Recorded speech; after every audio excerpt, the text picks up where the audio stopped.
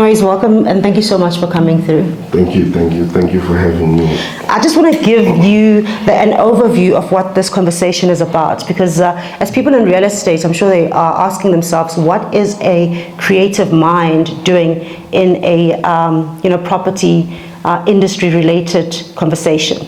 So this conversation explores how creativity, when guided by purpose and structure, leads to sustainable wealth, and how platforms like Afrimaster and workshops of wealth together can shape and bridge the bridge between creative income and intelligent investment.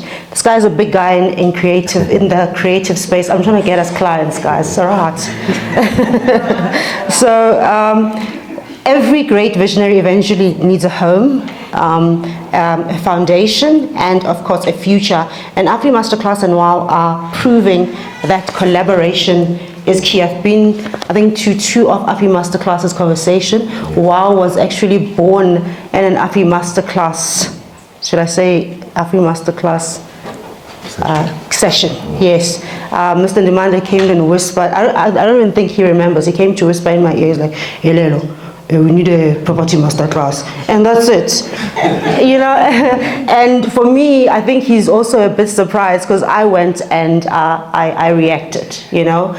So for you, my first question is: you've built a thriving platform nurturing Africa's brightest creative minds, but what happens after success? When the light dims, how do we guide creatives to convert their success into sustainable wealth, property, investment, and legacy? Thank you for that beautiful introduction. Wow, what happens when the light dims? This subject actually touches my heart because I've been in the creative sector economy since the year 2000, so 25 years now. Let me paint you a scenario of a typical creative. There's the foundation phase where they're still trying to walk, no money, they have talent, they have hunger, they are pushing. Then there's the phase 2 of it, which we call the Ferrari phase. Now they've arrived, royalties are streaming in, sync deals are coming in, brand deals are coming in, they're making $500,000 every month, but nobody in their ear says to them, invest. Nobody in their ear says save that 10%. Some of us try, but when fame hits the head, they don't listen. Then there's the Toyota Tires phase. I call it the Toyota Tires phase after the Ferrari phase. When the lights dim, where now you have to call Mr. Zamani, I don't have electricity. My water's been cut. I don't have food. My car is about to be repossessed. My kids are not paid at school. So that phase really breaks my heart because it's like workshops of wealth. This is where they should be. And I don't see some of the people I've invited here. They are going to get me tomorrow. Because we make a lot of money in this industry.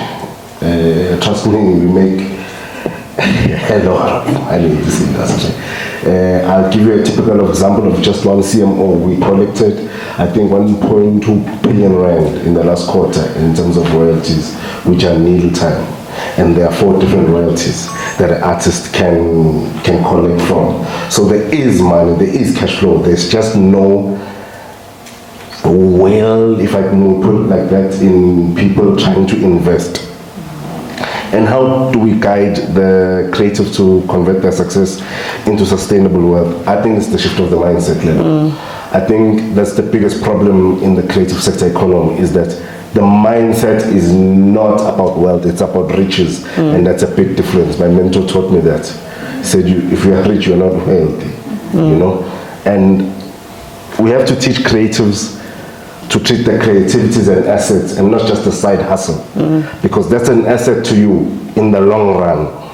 And that means registering business, owning your IP. I'm all about ownership, by the way, and having multiple streams of income. I'll leave it there because if I talk about when the lights dim, but I think I do understand, because most of the times, because I think in the entertainment space, you you always see an entertainer, a musician, or an artist make lots of money, because I mean, we're not stupid, you know, we can see, or maybe it's just the glitz for social media, but and then all of a sudden there's a GoFundMe or a donation of help me make money or whatnot, or SARS has come for me and stuff like that. So it's very interesting to see that you, as you know, one of the head spears are here today. And guys, I don't know if you guys know, there's a buyer's mandate. He's my client again. So he signed a buyer's mandate. The power of collaboration, Zamani, Afrimaster Class X workshops of wealth. We're seeing two ecosystems. One is education and property. And we're finally meeting. So why do you believe collaborations like these are essential for Africa's growth? It's essential because and sorry, just to cut you off, you once spoke of a lot of minds, especially in business, only focus in South Africa. Yes. They never think UAE or, you know, other countries, Pan-African countries. So I'm interested to hear your response. Collaborations like these are very important because they give you another dimension to think about. Before I met Lelo, we have a few properties, but I've never thought of actually investing in property and yet giving me money back. It's always to say, if my sister doesn't have a house, let me buy my sister a house. My brother needs an apartment, let me buy my brother an apartment. But I've never thought of owning like a block of flats, for example, and that giving me income, you know. Workshops of wealth, I believe we need it more on the continent, because the continent looks at South Africa in terms of the creative space and in other sectors, whether in New York or the LA of Africa or Paris of Africa. You know? Yes, we are. And I've been to most African countries. We have the most beautiful country in the world. If we can just root out corruption, we would be the best country on the African continent. So yes, so collaborations like this, I find them vital. When somebody approaches me for a collaboration, they must tick 3 boxes for me, and that's it. And I call them the VVL.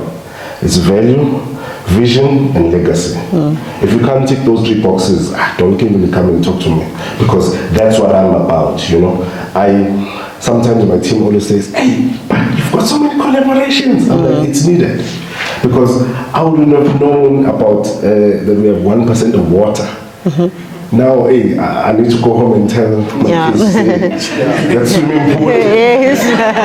Chief, you need to, you know, and I'm learning so much through these many collaborations. Like, wow, like there's that GAP, I can't see the lady. She talked about GAP.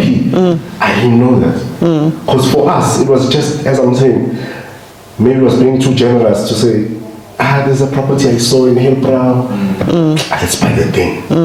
But not thinking when you want to sell in the future, what is going to happen. So collaborations like this are very important for Pan-African conversation, and I've been blessed to be associated with the G20 and the C20. I'm actually closing speech tonight at one of the direct dinners, because this is the conversation. When we say there must be no borders, we're not saying it must be, you know, coming with crocodiles into South Africa and doing your own thing. But we are saying collaboration, red tape, just tone it down a bit so we can also tap into others. You know, if you had to take Wow, I'll give you a country, Kenya. If you had to take Wow to Kenya and charge people maybe $500 US, and make a lot of money. Because with them, I saw, in terms of real estate, they're trying, even Burkina Faso, when I was there 2 months ago, the country is growing, and infrastructure is growing, property is growing. It's coming back to its glory days under our captain, Traore, you know. So collaborations like this are very important. Yeah, no, Kenya is not trying, they're doing it. Tena naongea Kiswahili kishenzi sana. Sasa tutakwenda.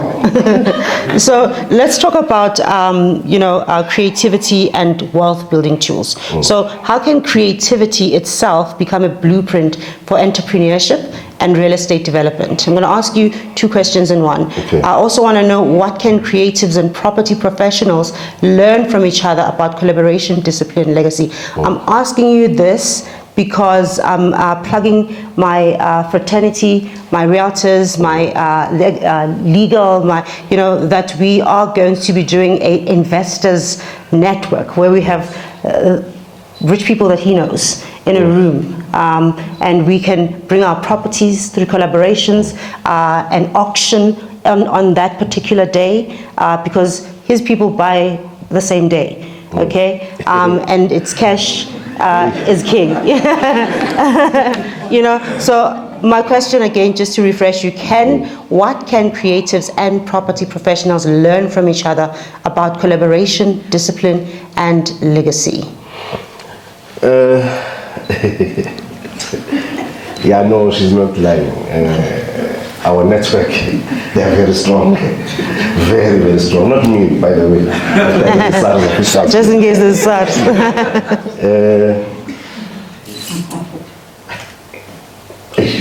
This question. We can learn two things from each other. No? We can learn that through creativity. I've seen, ever since I've met you, somehow the algorithm keeps on showing me different realtors and properties, and real estate agents. Like, everybody's getting creative now in the property space. Now they're flying drones.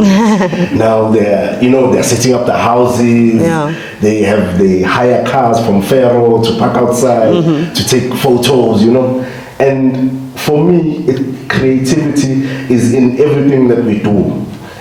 I don't care if it's water, property, I don't care whatever it is, you need creativity for anything that you do if you want to sell or take it out there. Even the drones are creativity. Yeah. But also what we can learn from your side is structure, discipline, tenacity, and patience. Because those are the four things that we lack in this industry. In terms of discipline and money, I can tell you now, I can't mention his name. There's a guy who works with me. He charges 150,000 rand for a DJing set. That's for 1 hour. He's got 8 gigs this weekend. How many viewings do you do, guys, for 150,000? But I know by Monday, there'll be pictures of Diamond Walk, there'll be pictures of Camps Bay on a yacht, he'll be smoking cigars. And I always say to him, I said, but brah, you are making close to 800,000 rand every weekend. Can I not introduce you to a Lelo? To say, Lelo, every weekend I make 800,000. Let me save 10%, 80,000. Now we are left with 720, whatever it is. What can we do? How can I build this thing to make sure that when the lights dim, I've got something to fall back on. They don't listen to us because they think we're the old generation. It's the old way of doing things. And then I'm like, you're like, yeah. So what does the future look like between Afrimaster class and workshops of wealth? I like to assume the sale. I don't ask, are you taking the property? I'm saying, is it going to be cash or bond? Okay, so what does the future look like between Afrimaster class and workshops of wealth? How do you see this partnership expanding across Africa? As you once mentioned, I'm going to hold you to your word, touching education, touching real estate, and the culture of investment, because I believe investment should be a culture. I think the future is too bright for WOW. I know my team was literally lashing me for not focusing more on WOW, because it's one of the things they are passionate about. It's just that they're in the G20 thing in Cape Town. But the future is bright. There are just too many doors that open for us that when we are inside, what I love to do and how my grandmother taught me is that when you are inside, scope the place. Then you come back and you open the door and you say, hey, Lelo, there's a guy there with $1 billion rand. Go and talk to him, I'll talk to him for you, and then make the sale, do whatever you want. Because it's funny how you mentioned the UAE. We have been invited to the UAE next year, February, I think. Actually, it's on my birthday.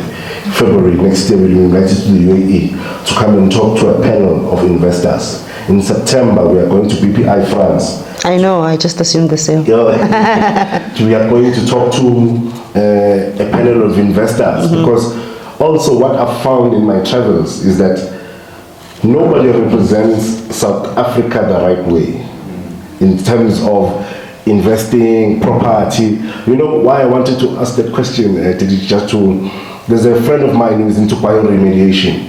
He helps Eskom with the, I don't know what those things called, where the water comes in and goes somewhere. Vessels or something, yeah. There's a guy in France who says, hey, but chief, we are sitting with 2 billion euros and we want to invest it into Africa. Nobody has ever come to us and said, you have a water crisis or we have this crisis that we can solve. Everybody who comes there, it's either an event, a movie, a documentary. It's always fun. But the hard stuff, like I tell you now, I know if I had you at the BPI France, we would have come back with a lot of money, with a lot of investors. And people want to actually invest in South Africa. I don't know how strong you are in Cape Town, but there's a lot of people who want to buy properties in Cape Town that I think I need to introduce you to. Did you hear that, Nino? You know, it's very interesting, this conversation. But I just want to ask, if you had one message to young creatives listening today, and this is obviously going to be populated, so I need you to tell us, what would you tell them about owning the spaces they create from? Because I heard you earlier say you like ownership. So what would you tell them about owning the spaces? Because ownership in spaces is not just about owning a certain genre of, you know, in music, like I'm the king of I'm a piano. But how many properties do you own? You know, how many buildings have you invested in? So if there's one thing you would tell them when they listen, because they are going to listen to you, owning their spaces that they create from, the importance of it. I know this question so much. I actually wrote something on the plane coming here. So it says, the moment you understand that your voice, your culture, and your ideas have value, that's when the ownership begins. You must build platforms, don't just perform in them. Document your journey, protect your work, and collaborate with purpose. It's about legacy at the end of the day. Yeah, 100%. That's finish and clear. It's about legacy. One day when the Lord has remembered me, I want my legacy to be, there's no creative who has walked into my office and never got help. I might not help you directly. I might know a Lelo, I might know this person, I might know this person. So for me, it's that. And in closing with that question, creatives and business people in our sector need to know that you are not just creating art, you're creating the future. And the future is in our hands, you know. And I used to get angry when I was younger and didn't know more. When people used to say, even if you have one rand, just start. Yeah. Just start. The rest will take care of itself. Thank you very much, Mr. Zamani Ndimande. Creativity builds the dream, property anchors it, and when we bring them together, legacy is no longer imagined, it is built. Thank you very much on that note. Is there any questions from the audience? Before any question, I also want to ask the people in property, help us in the creative sector. When I tell creatives that property is the most important thing, you know, it sometimes flies over their heads. And that's why I'm saying my heart is bleeding right now that I don't see the ones that I invited personally, who I know have the money, who I know have the resource, you know, and the others that I invited, I know they are struggling. They'll join us at Zeus for the investors session. Because also, I asked them one thing, I said, where's your studio? Your studio's not outside. It's in a building. Yeah. Where's the office? It's in a building. Where does Samro sit when they collect you 1.3 billion rand? In a building. It's in a building. So that must tell you something as a creative. These walls are very important. How do I tap into it? You know? So, hey, please help us, guys. We do have money here. Trust me, we have money here.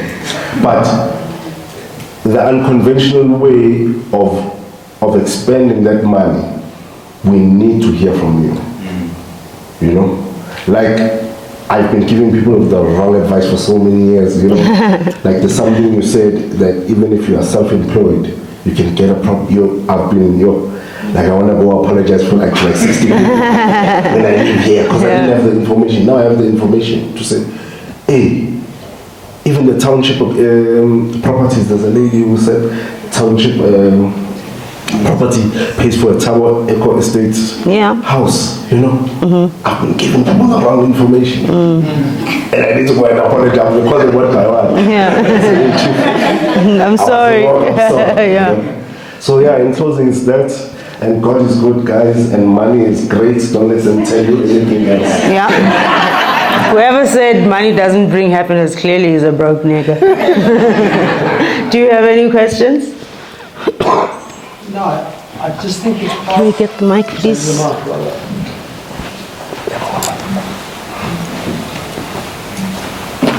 I just think it's powerful what you say, and let us help you, and obviously the creatives. I always tell people, and I've helped a lot of soccer players, a lot of artists along the way, and I always tell them, the more title deeds you have at the end of your life, whether it's your shelf life or your career, or when it's time to retire, the better your life will be. Because if you've got 10 properties or 20 properties, and you're collecting 10 grand per property, that's going to sustain your life.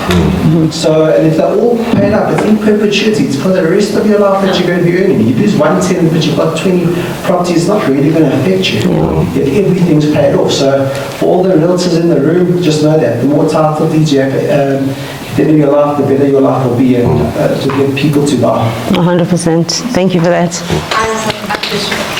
Comment rather. Yes. Mike, please.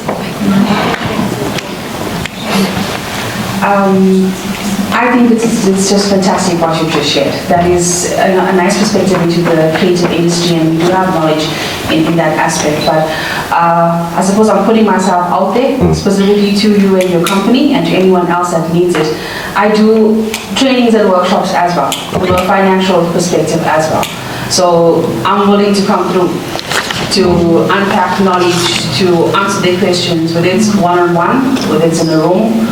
If they have questions, they want to be educated, upgraded, why not? Why not? I'm offering the service. Okay, thank you so much. I'm the first one who needs it.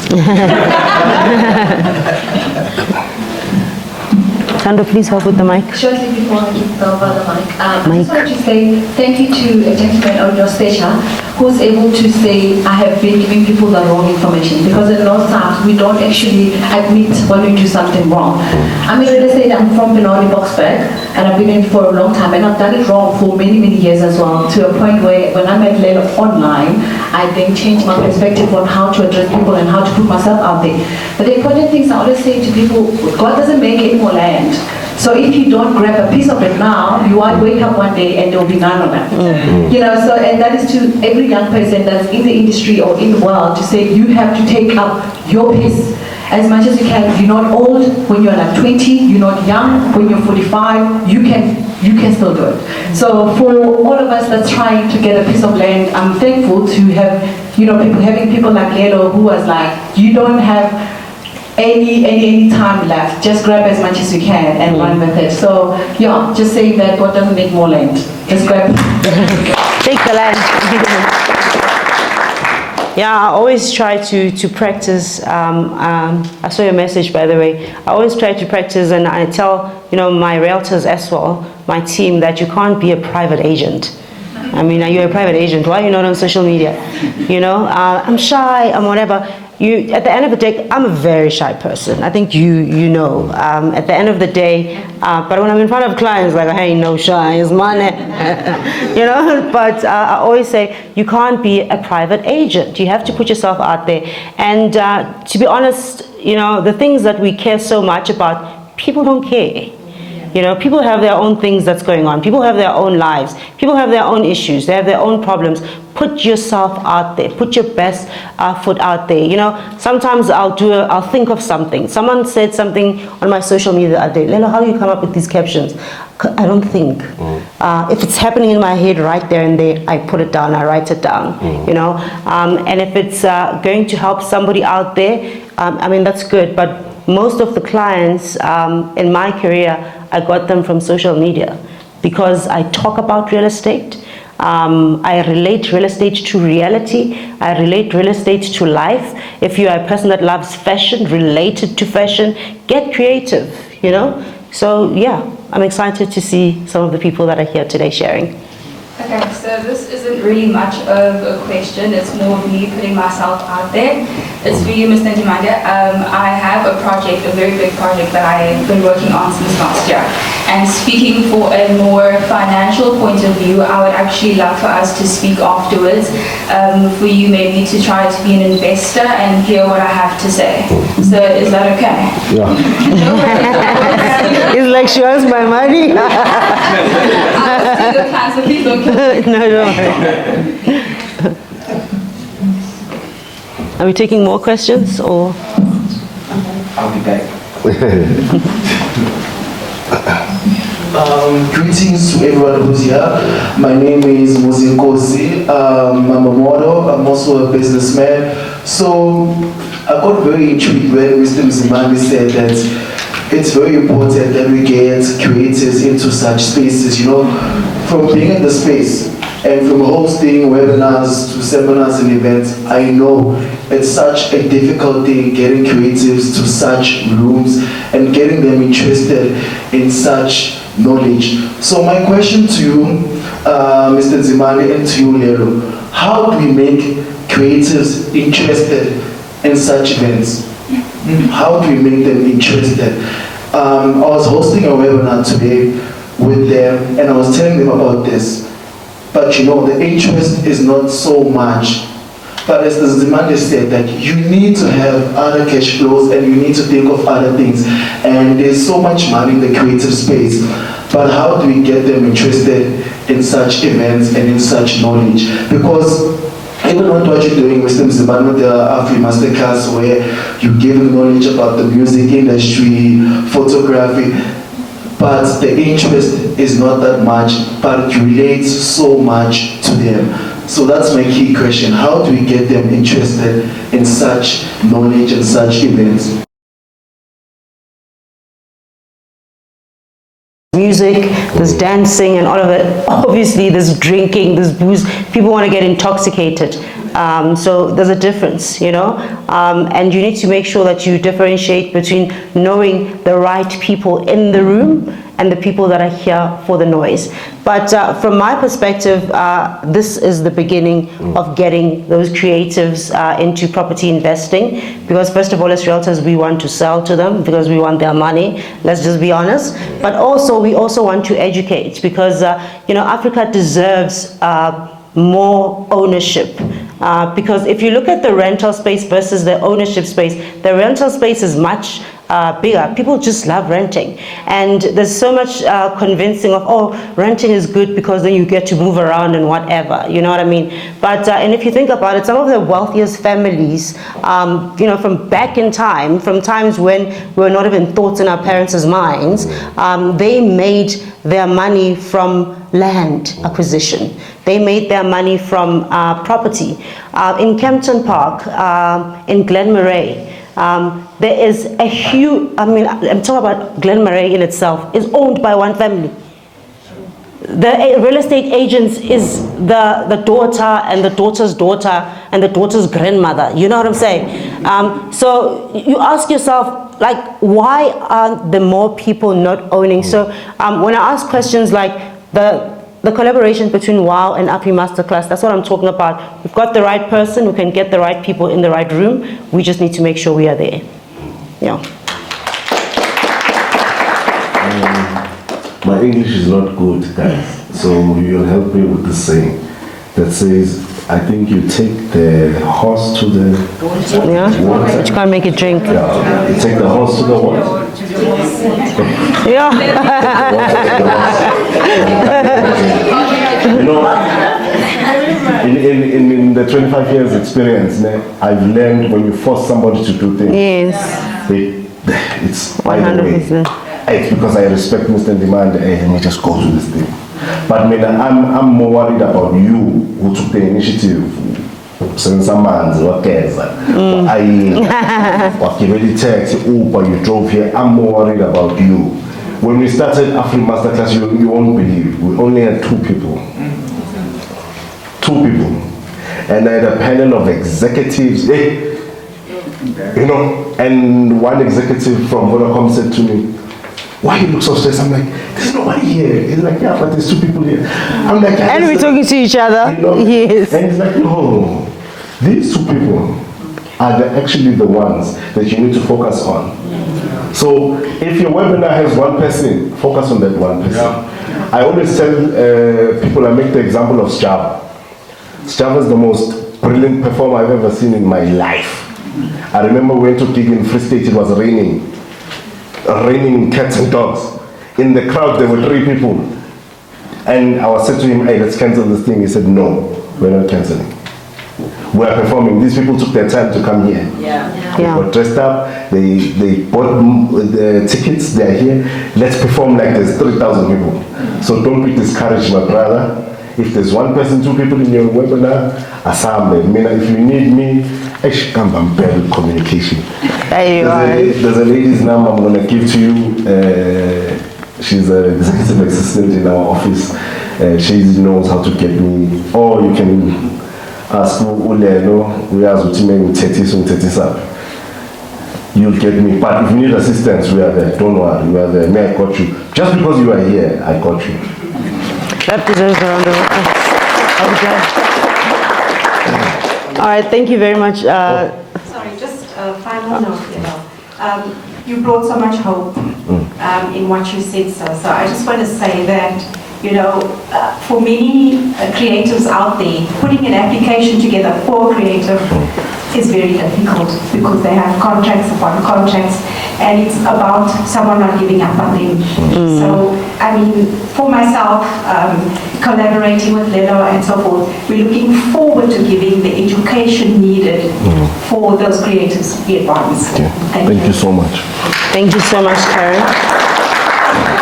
Let me just quickly jump in. Something related so much to me when you were speaking, Zamani. You said, when the light dims. And to me, it's not just about creatives. I think there's a reminder to me to say, how did I get into real estate? The light dimmed at some point in my life. And I was not coming from the creative side of things. I was coming from a completely different industry, making lots of money. But what I did at the time was I invested a lot in property. A lot. But at the time, I didn't pay attention to it. When the light dimmed, guess what saved me? Property. The properties that I bought. That deserves a round of applause. So I relate so much, and I'm grateful because my husband is also here. We were in this journey together. Where is he? He's right here. It makes sense.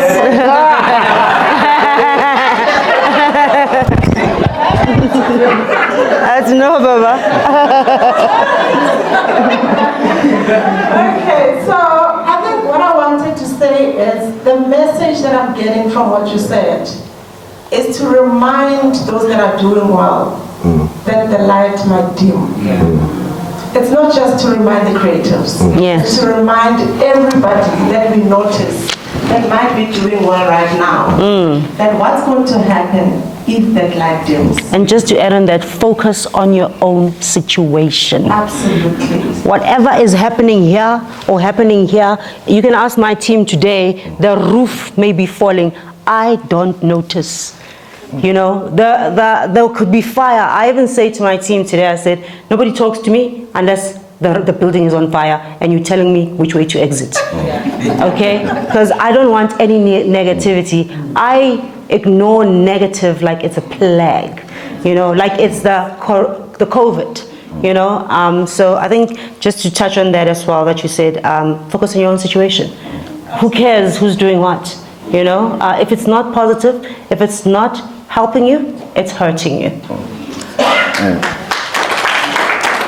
30 seconds, I'm sorry.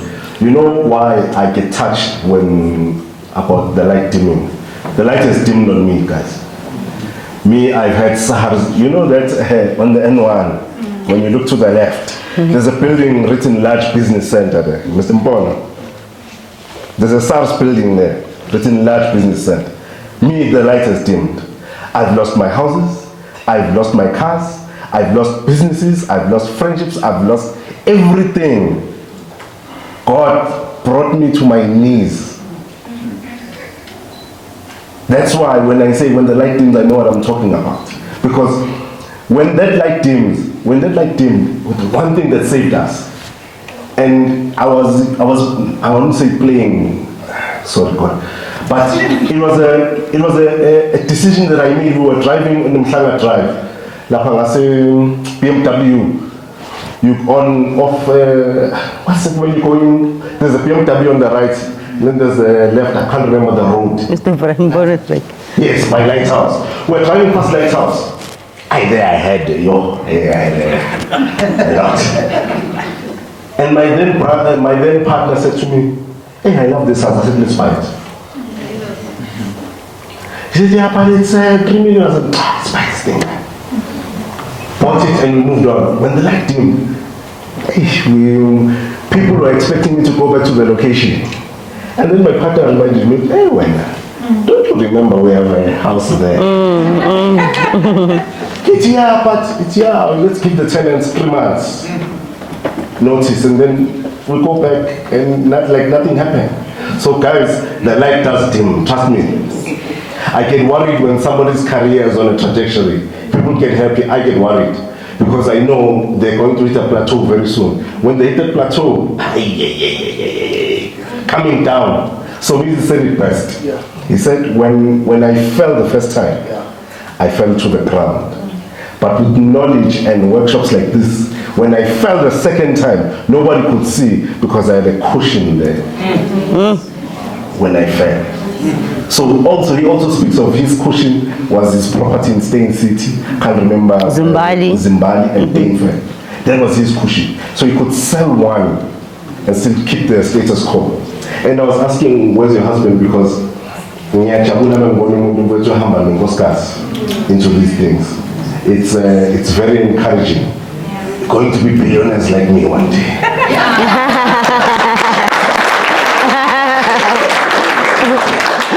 Thank you guys. Thank you so much. Thank you.